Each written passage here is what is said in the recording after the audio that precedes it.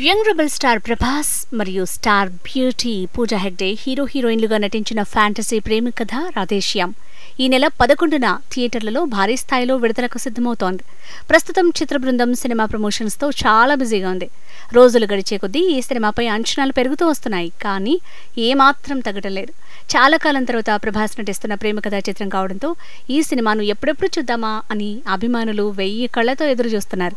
తెలుగులో మాత్రమే కాక మరికొన్ని భారతీయ భాషల్లో కూడా సినిమా విడుదలకు సిద్ధమవుతోంది. ఒకప్పటి హీరోయిన్ భాగ్యశ్రీ, మురళీ శర్మ, సచిన్ ఖేడేకర్, ప్రియదర్శి తదితరులు ఈ సినిమాలో ముఖ్య పాత్రలు పోషిస్తున్నారు. తాజా సమాచారం ప్రకారం జీ ఛానల్ వారు ఏకంగా 150 కోట్లు చెల్లించి ఈ చిత్రం శాటిలైట్ రైట్స్ ని సొంతం చేసుకున్నట్టు తెలుస్తోంది. మరోవైపు డిజిటల్ దిగ్గజమైన అమెజాన్ ప్రైమ్ వారు ఈ సినిమా డిజిటల్ రైట్స్ ని సొంతం చేసుకున్నారు. అయితే cinema Hindi version digital rights ని మాత్రం నెట్ఫ్లిక్స్ వారు సొంతం చేసుకున్నట్టు తెలుస్తోంది. రాధాకృష్ణ దర్శకత్వం వహిస్తున్న ఈ సినిమాను యువి క్రియేషన్స్ మరియు టీ సిరీస్ వారు సంయుక్తంగా నిర్మిస్తున్నారు.